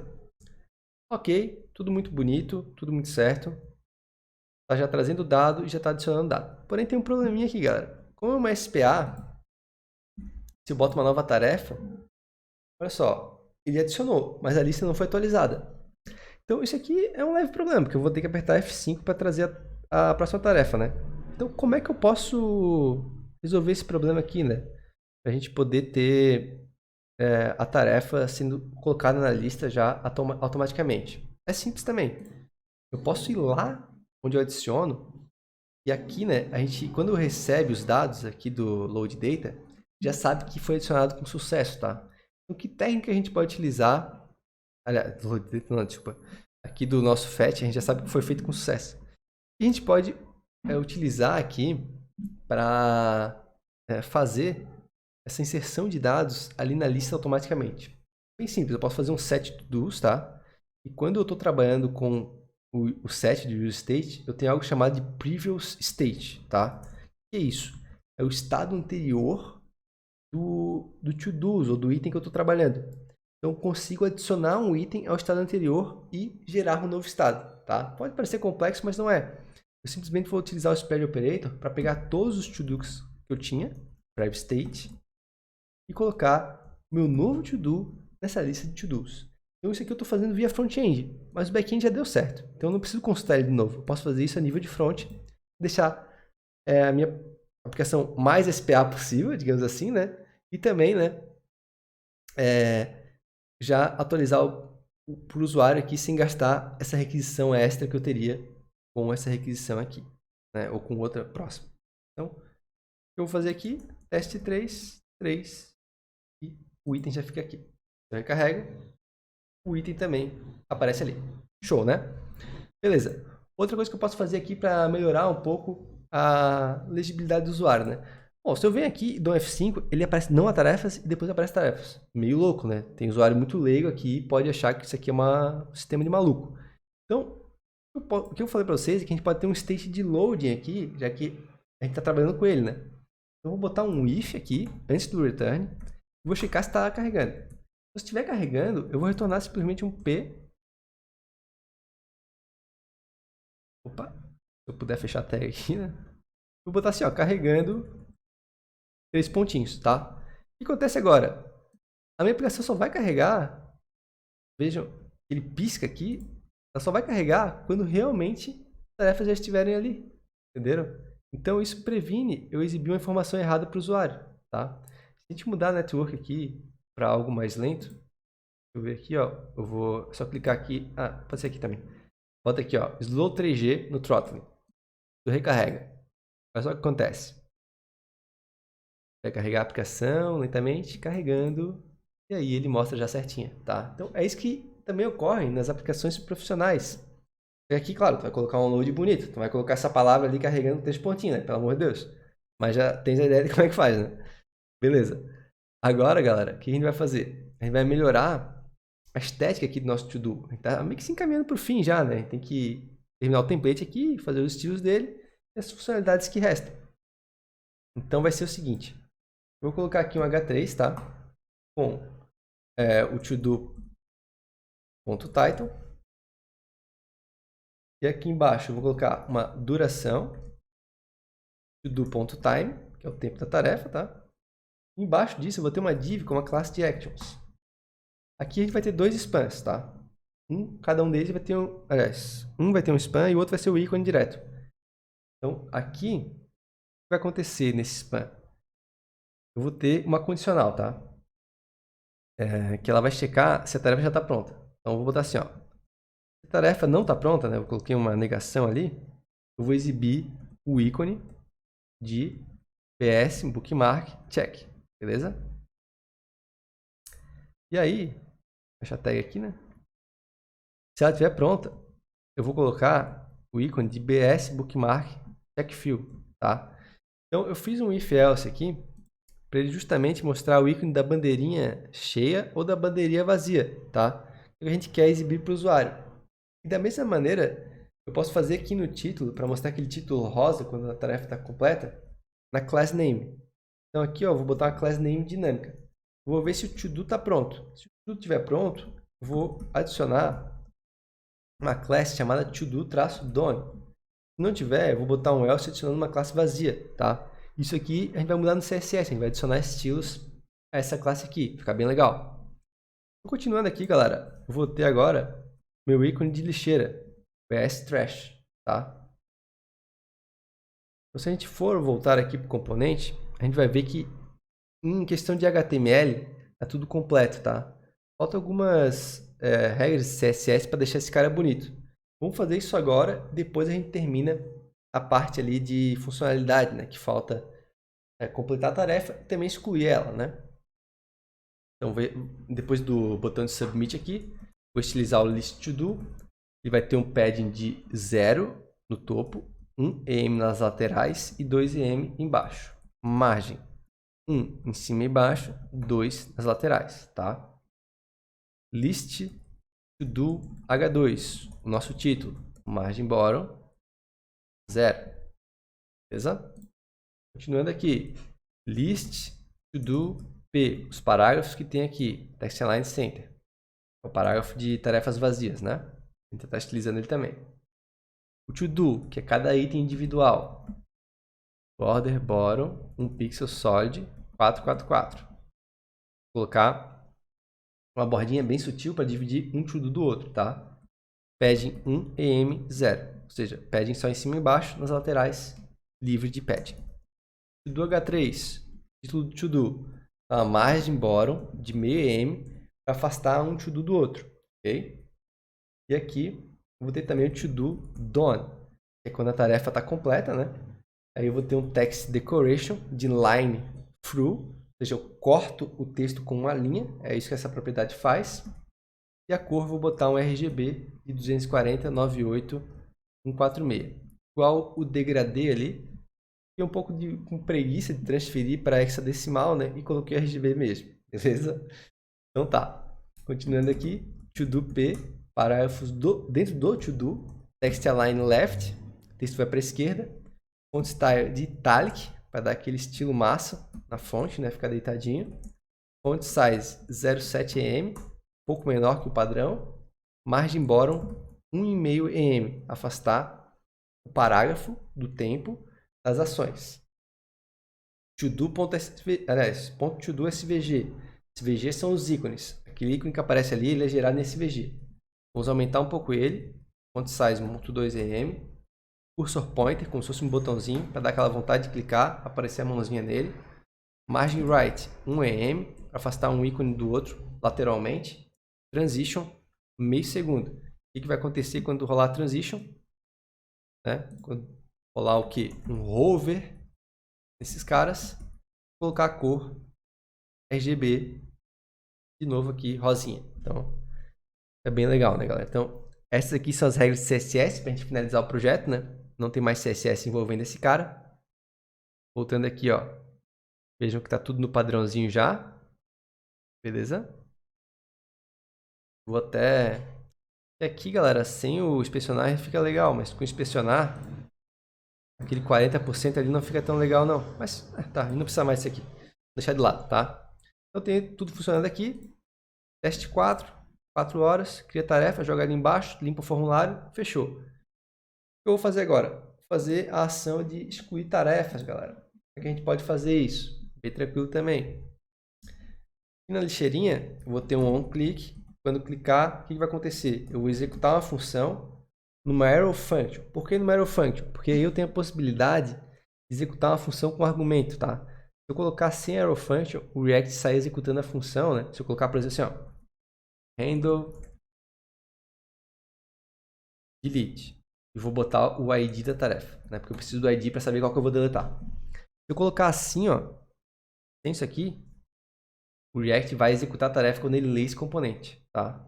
Isso só acontece quando a gente tem argumentos. Se eu coloco assim, ele espera o cara clicar para executar, beleza? Então, mais uma dica para vocês. Voltando lá, antes do load, handle delete. Eu recebo ID, arrow function. Como é que eu vou fazer a exclusão da tarefa aqui? Bem simples também. Podemos copiar aqui o fetch. Esse fetch aqui é melhor. O que eu vou fazer? Vou mandar a requisição para API, todos, barra, e mais o ID que veio pelo argumento. Configuro a requisição. Verbo HTTP, deletar, excluir. Não tem body, não tem corpo, porque é só precisa mandar o ID. Não tem header também, porque não tem corpo. Então, só isso aqui já é o suficiente. Opa, aqui é uma async, tá? Porque a função também é assíncrona. O que acontece aqui? Se eu deletar, ele vai funcionar, mas vai ter aquele mesmo problema. A tarefa, ela não vai ser excluída lá do nosso front-end, né? Então, para não gerar essa segunda leitura, eu vou dar um set to do's, previous state, como a gente já está sabendo. E aqui, galera, eu vou utilizar, em vez do map, aliás, em vez de utilizar o spread operator, quer dizer, eu vou utilizar o filter. Eu vou pegar todos os to-dos e vou fazer uma comparação. Se o ID do to-do for diferente do ID que veio pela requisição, eu retorno esse to-do, senão ele não retorna. Então a lista vai ficando cada vez mais enxuta, porque eu vou removendo sempre o to-do que eu quis remover ali do back-end. Então, voltando aqui, a gente clica aqui agora, eu removo a tarefa. Então vejo que demora um pouquinho, né, porque tem a requisição assíncrona, mas ele tira tanto do back-end quanto do front-end. A gente pode ver aqui em Network, ó, eu executo uma requisição, ele vai lá, faz ela, ele não me retorna nada como resposta, mas ele retorna um status de OK no método delete. Então ele removeu mesmo. Se eu recarrego, não tem aquelas duas que eu deletei, beleza? Então, a gente fechar esse nosso projetinho aqui, que tá bem bacana, falta só a edição. Como é que vai ser a edição? Eu vou fazer aqui, ó, nesse span, mesma coisa. On click, tá? Arrow function, handle, edit. Só que aqui, em vez do ID, eu vou precisar mandar a tarefa toda, tá? Então esse é o meu argumento aqui. Voltando lá para cima, antes do loading, const handle edit, async, recebo o que? O to-do todo. Posso copiar isso aqui, me ajuda já. Vai ser o que? Vai para essa mesma URL, só que vai ser todo.id, porque eu enviei o objeto todo, ok? Não é um delete, vai ser um put. Eu vou enviar o body também, como json.stringify, body, beleza? Só que aqui eu vou precisar mudar o done, né? Porque eu estou completando a tarefa, ou descompletando, né? Eu posso também dizer que ela não está mais completa, caso eu completei sem querer, né? Esqueci de explicar isso lá no começo. Então vai ser o quê? todo.done igual ao contrário do todo.done. Então ele sempre vai ficar trocando. Se está pronta, ele fica despronta, né? Se estiver despronta, ele fica pronto. Beleza? Então tá. Agora está indo certo aqui. Headers também tem que dizer que é JSON. Posso copiar aqui, ó. Não correr o risco de errar. Tá? Beleza. E como é que vai ficar aqui? Aqui não é body, tá? Aqui é to-do. E como é que vai ficar aqui no previous state? Não vai ser um filter, né? Eu vou fazer agora o quê? Um map, tá? Então, vou pegar esse cara, o previous state, eu vou fazer um map, eu vou chamar cada to-do de T aqui do map, tá? Vou fazer essa arrow function. E aqui dentro do map eu vou precisar dos dados que ele vai vir da atualização, tá, galera? Então isso aqui eu esqueci também. Por quê? Eu já vou pegar os dados que vêm do banco, né? Porque essa atualização me retorna os dados que eu atualizei, né? Os dados corretos do banco. Vou pegar aqui, ó, const data, por exemplo, tá? Então, esses dados aqui já vem o dado certo, porque ele espera a requisição e ele vai vir a tarefa atualizada já, né? Então, o que eu posso fazer aqui, ó, eu vou fazer uma comparação, né? Se o t.id for igual ao data.id, ou seja, a tarefa que veio do back-end, eu vou dizer que t é igual a data, ou seja, eu vou atualizar todo o meu objeto pelo que veio do back-end, tá? Senão, o t é o t mesmo, não mudo nada, beleza? Ele deu um errinho. E faltou um parênteses. Faltou um aqui também, ó. Beleza? Tá? Se atentem bem para essa expressão aqui, tá? O que acontece? Verifique se o ID do to-do é igual ao ID do to-do que veio da API. Se for, eu substituo ele pelo que veio da API. Senão, eu retorno ele mesmo. Beleza? Porque não é o que eu quero atualizar. E agora, eu vou lá, consigo atualizar a tarefa. E aí ele marca ela atualizada e aqui também preenche o ícone, né? Eu posso desmarcar, né? Aí ele desmarca de novo. Então, posso ficar brincando aqui o dia todo. Então aqui vamos fazer, sei lá, lavar o carro, demorar 2 horas, crio a tarefa, completei, né? Excluí esse aqui, eu recarrego, já vem tudo correto. E é isso, galera. Finalizamos aí o nosso to-do com React. Bem massa, né? Então, deu para entender os principais conceitos, né, na primeira metade, né, dessa aula aqui do curso, tá? E aqui na segunda a gente viu esse projeto prático, né, bem interessante para tu começar a tua carreira nessa biblioteca, beleza? Não se esquece, né? O curso completo do React tá aqui na descrição, vou deixar o cupom para vocês, naquele precinho bacana, mais de 20 horas de curso, 3 projetos, vários exercícios, vou estar lá respondendo tuas dúvidas também. Tem garantia de 30 dias. Não curti, mas tenho certeza que tu vai curtir, beleza? Então, por hoje é isso. Vou ficando por aqui. Não esquece de deixar aquele like, né? Se inscrever no canal, isso me ajuda demais também. E vejo vocês aí nos próximos episódios aqui do canal. Tô planejando bastante coisa bacana, então não esquece também de ativar o sininho para receber as notificações dos próximos vídeos. Então, por hoje é isso. Fico por aqui e até mais. Valeu!